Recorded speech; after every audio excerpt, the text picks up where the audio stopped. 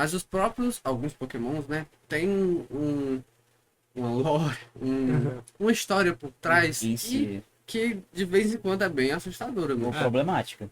O problemático, os próprios Pokémons fantasma, eu acho que eles são o maior expoente pra isso. Pô, tu tá controlando uma alma, principalmente se for de um Pokémon, ou seja, um animal morreu e tu tá controlando a alma dele. Não exatamente controlando, porque tem essa relação de amizade e tudo mais. Sim. Mas tu tá ali com a alma de um ser que não tá mais aqui na Terra, que não deveria estar mais na Terra, mas tá aqui, mas tu tá controlando. Tem um Pokémon, o Drifloon, na Pokédex fala isso, que o passatempo, vamos dizer assim, dele, ele é com o Drifloon, ele é parecido com um balão. Eu não sei se dá pra colocar uma imagem aqui. É aquele azul. Não, é tem um um bração? roxo com dois... Ah. Que tem duas anteninhas. duas assim, anteninhas puxando pra lá. Vou ver se eu acho que é. Ou seja, ele parece um falar balão. aí. Aham. Aí disse que o passatempo dele, o que ele faz, é vagar por aí, como se ele fosse um balão, e atrair uma criança pra poder pegar nessa meio que perna barra antena que ele tem.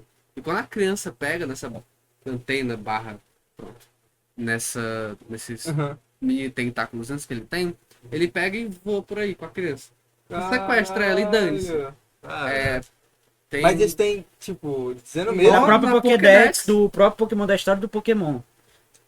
O Hypno, o Hypno, O Hypno tem essa que história é... de... que ele O sequestrava Hypno e o crianças. Drowsy também. Ele hipnotizava crianças pra Levar no meio pra da uma noite floresta. levar pra uma floresta. Basicamente, eu não sei se é exatamente isso, não vou saber dizer ao certo, mas o Hypno dizia que era porque eram crianças infelizes ou algo do gênero, aí ele via que a criança estava triste ou infeliz e colocava ela para dormir, levava ela pro meio da floresta, que lá finalmente a criança conseguiria ser feliz. Caralho. Cara, eu esqueci. É a Pokémon Company, mas que é a empresa assim que gera o Pokémon. Esqueci. É porque Company, depois foi pra Mas Nintendo. é a Nintendo, pronto. A Game Freak também, enfim. Isso. É a própria Game Freak que dá esse... Que de vez em quando solta um Pokémon com uma lore meio... Pesado. meio pesada. Tem outras Loucura. coisas também. Uma mecânica que foi introduzida eu não sei qual geração específica, mas é do XY, que é as Mega Evoluções. Tem alguns textos de Pokédex, de algumas Mega Evoluções, que literalmente descreve que quando o Pokémon ele Mega Evolui, ele sente dor física. Caralho. Por exemplo, eu acho que o Gallade, por exemplo. O Gallade, ele é meio como se fosse um Geodude flutuante sem braços. Ele é uma bola de gelo flutuante. Quando ele Mega Evolui, a boca dele meio que quebra assim pra baixo, ele fica abertão assim. Foda ficar. Monstrão horrível. Imagina. Sim, eu entendi. Uma Aí- bola flutuante com boca. Com um bocão assim, como se fosse o Gengar, só que com a boca aberta. Aí na Pokédex diz especificamente que ele não, pela Mega Evolução, ele não consegue mais fechar a boca. Caralho. Então ele é meio que condenado a sempre que ele tiver Mega Evoluído ficar com aquele bocão aberto e sentindo dor, obviamente. Caralho. Isso, e Beleza, contrapartida cara. tem histórias que também são legais, que nem a do Marowak. Eu acho bem interessante a do Kangaskhan. Tem teorias de que, na real, Kangaskhan. o Marowak, Nordeste. que na real o Marowak é o que? Ele é um Pokémon que ele tem meio que uma coisa assim de ossos assim na cabeça dele. Eu acho que E- fosse um isso. capacete. Isso. Aí basicamente na Pokédex assim que abre, diz que na real aquilo ali que é o capacete dele, que protege a cabeça É dele. o tipo a mãe dele, né? Tipo, um negócio É assim, o né? osso da mãe dele que faleceu, ele Pode coloca crer, assim, eu acho isso pode muito crer. da hora. Pode crer. Tá ligado, tá ligado. É engraçado fazer essas paradas agora que a gente tá, né?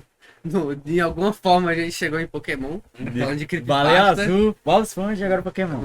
Chega, vai Eu chegar. acho engraçado essa história por trás de alguns Pokémons e às vezes no design deles também. Aham.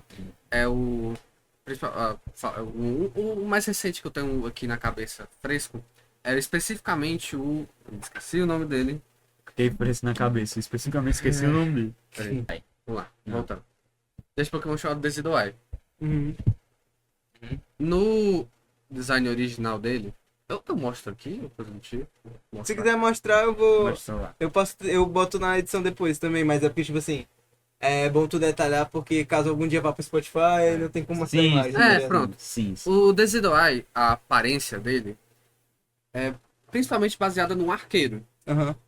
Quando chegou o Pokémon Legend Arceus, que se passa numa região feudal, vamos dizer assim, muito tempo atrás, houve esse ressignificado desse Doai e agora ele não é mais um arqueiro. Todo o visual dele, agora ele tem esse detalhe. Antes ele tinha um capuz e agora que ele foi para se adaptar na região de Hisui, ele tem esse mini chapéuzinho que na vida real era usado pelos Ronins. Ronins, esses samurais sem dono que vagavam por aí atrás de alguma recompensa, algum trabalho para fazer. Então eu acho legal essa inspiração no mundo real que os Pokémons têm. Que ajuda a explicar algumas evoluções que parecem.